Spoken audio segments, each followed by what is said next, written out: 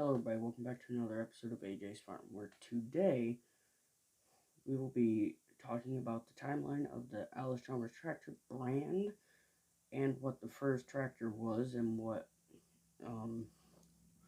their last year was, and that's about it. So stay tuned and let's get into it. Oh yeah, also this video will be kind of long and repetitive, but you will get some information out of it. So stay tuned. Let's get into it. So the first ever Allis Chalmers tractor was the Model U, and I have a script. It's like, if I can get it here, it's like 4 pages long. So let's get into it. Okay, the first Allis Chalmers tractor was the Model U. It was made from 1929 to 1952, which is a long run for Allis Chalmers because they were starting out, and I'll have another video, which I'll probably put somewhere else, but just stay tuned for that. It'll be coming out in, let's just say, probably next week or this week. I don't know. Probably next week, though, because these take a long time. This took me all day and yesterday to do. So, the Model U was Allis Chalmers answer to the Fords and Ford Sons tractors brand. And it was produced from 1929 in partnership with the United Tractor Company, which was really cool that I thought, because I'll probably in this video somewhere put a picture of the Model U, but I'm looking at a picture right over here on my computer, and it's really cool. They were a 4-cylinder. You could get steel or rubber tire. The later model you could in 1930, you could get rubber, but it was regulation in the 20s to have steel wheels because all the tanks were using in the depressions and the wars or whatever, they had to use rubber for the tanks. So, yeah, we'll get into that later. But, it was a powerful tractor at the time and was very popular to stay in the Allis Chalmers line till 1952, which is a really cool thing. So yeah, they had different models. Some models even had a hydraulic pump to them to where you could run a front loader on them, but those were only the industrials. Okay, moving on, which my tractor is a Model B. The Model B was made from 1937 to 1957. So they ran for 20 years, which is a long run from that. So, here, let me do this on my computer here. Sweet. Let's look at this one. So, it was the first tractor that was like the Farmall Cub, which came out in the 50s, which was like right after this tractor. So the Model B came out in the 40s. Yes, it came out in the 40s, and it was just like a John Deere 2-cylinder Model A or B or a G, but the G was a lot bigger, and that was later. But it was like those tractors back in the day, and it was like your upgrade from a garden tractor to just a tractor that you could run your auger and all kinds of stuff. You could get steel wheels on the 37, 38s, but in the 39 you could get rubber with them. So, it was for the small jobs like running an auger, like I said, or it was just for the small farm. It was made for the smaller farms that didn't have a lot of money. So the Model B was sold for $500 if you wanted rubber tires, and $39 to till they stopped. It would cost $150 more, so that would be $650 for the rubber tires added. So, by the 1950s, notification. In the 1950s, the B was more like $1,440 for the Model B, and it was sold, and there was about 120,000 Model Bs sold. Okay, for the next tractor in this lineup is the Model G. Now, the Model B was not the smallest tractor that Allis Chalmers made. The Model G was the smallest. It was mostly made for small gardens around the farm, and it could be used for bigger farm work too, like cultivating and different things like that. You could cultivate, you could sickle mow, you could plow with it, you could belly mower with it, you could do all kinds of stuff. It had a 9 horsepower 4-cylinder inline, and it was mounted in the rear, which you could get front weights for, but they're very rare to find. So if you're ever restoring one, good luck finding rear weights or front weights. Shoot. It was for cultivation, like the offset farmalls that in the later dates, but the Model G was made from 48 to looks like 1955. So yeah. They sold 30,000 units of these things, so they're really cool, and yeah, so, yep. Alright, so now we're going to be talking about the WD models. Now, I have 2 giant paragraphs on this one sheet of paper here. That's the WD, down there's WD-45. So, let's get into it. So, when the model WC ended production in 1948, the WD was a super big success. Yes, they made 145,000 units of these puppies. So the new model WD was a big step for the big farms back in the day, in the 40s and 50s. This was a huge tractor. It looked like the WC, but with a bigger motor. It had a 2-clutch power control, single hitch point, yeah, and single hitch point implements, traction booster, and a power shift wheels, which they go in and out. You'll see a video. There's many videos about them, but a lot of Allis Chalmers of the WD and the D models had that too, which we'll talk about in the next video. But I lost my spot. The 2-clutch feature allowed the operator to stop the tractor from moving, but keep the PTO going.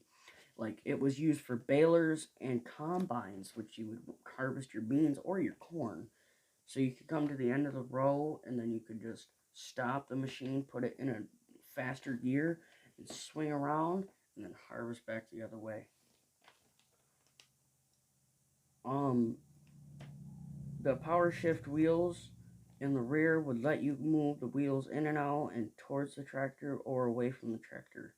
6 years of production, which is a long time.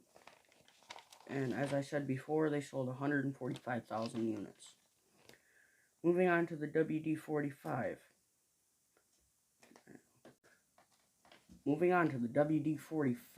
Now, by 1943, John Deere and International Harvester were making tractors upwards of 40 horsepower, which is a lot for back in the day. And Allis Chalmers had to respond, so they made the WD-45 with 35 to 40 horsepower, which was equivalent to John Deere and International Harvester. It could pull a 4-bottom plow, which was huge back in the day. You could order a diesel engine for these. Yes, I said diesel in the 40s and 50s.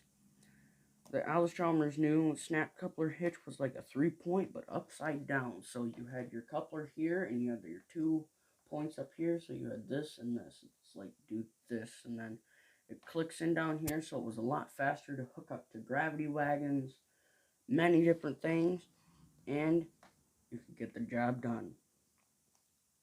But besides that, they sold 83,500 gas and 6,500 diesel engines, diesel tractors. There we go. That was half of the comparable John Deere 60, which was the bigger 2-cylinder tractors. That was made, and they were made from 1952 to 1957, but they sold 61,000 in that time. However, the WD-45 was Allis Chalmers' highest powered tractor at the time of 39 horsepower. By the end of its production, at the same time, IH and John Deere had bigger and better tractors, but for a bigger price tag. Dun dun dun. Oh yeah, and I forgot to add the WD-45. You can get a narrow and a wide front, and for the WD, you can get a narrow and wide front. All right, so moving on to the Model CA. Oh, great. Hold on.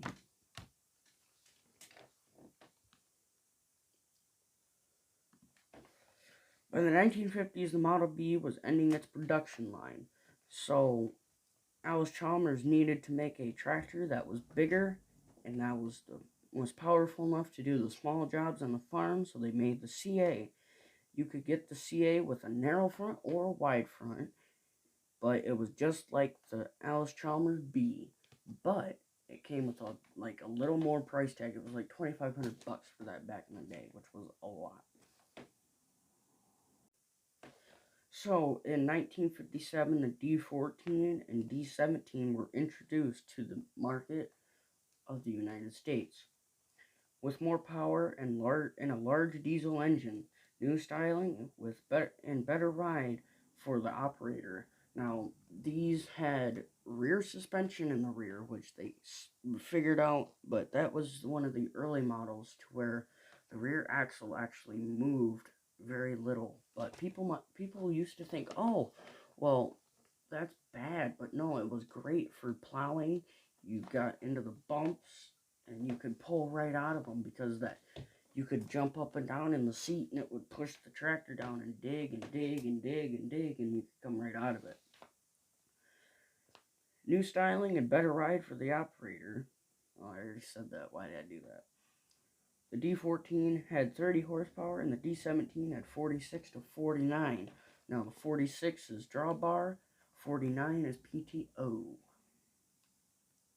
You could get the D14 with a wide front or a narrow front.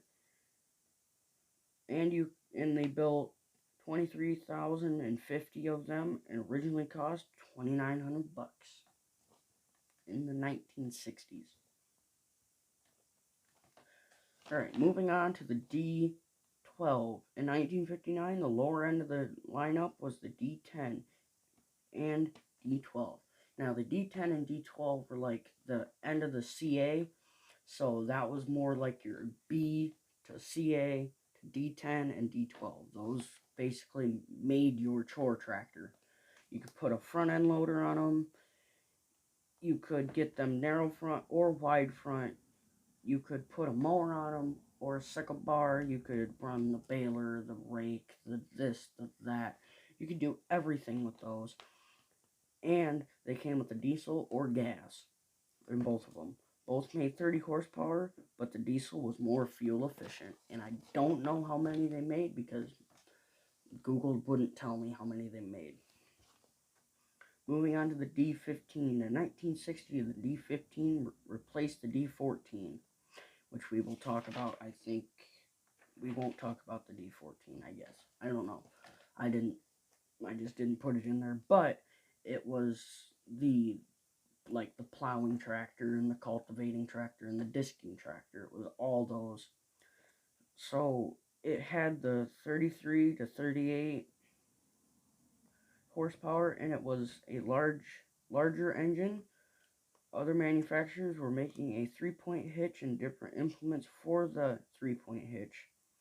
So Allis Chalmers stepped in and they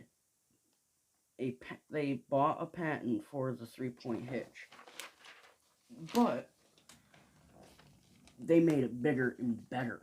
They made the 3-point hitch but with fast connecting. They were one of the first manufacturers to make the first fast hookup 3-point. So what they did is you could on the bottom you could back up, lift it up at couplers. You could back the tractor up to your implement back here and raise it up. It would click those pins in, and then you just you just unhook the top link and put the top link to it, and you're good to go.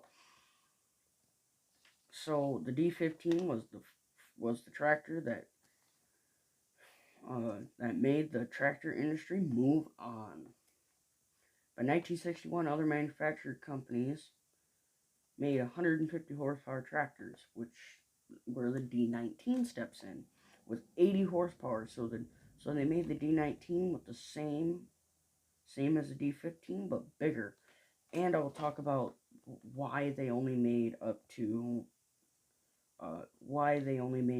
like 80 horsepower on all their tractors, and how they could pull that could pull like a 5 bottom plow.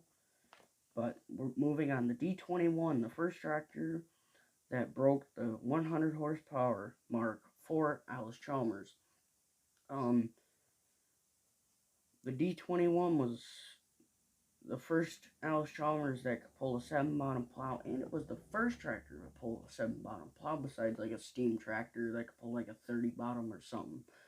Crazy, right? Well,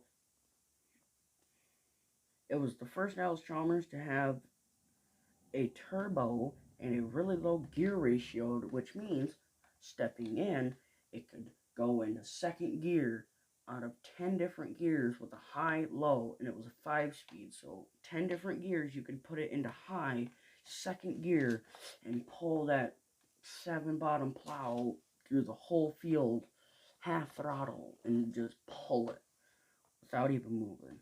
So that's it for today's video, and if you enjoyed, this is part 1 of 3. And in the next episode, we will talk about the rest of the series of the tractors, and we will be doing, and then in the third part, we will be talking about the history of Allis Chalmers and how Allis Chalmers came about. So, God bless. Thanks and please subscribe while you're down there. Please like and subscribe. God bless. Have a good one.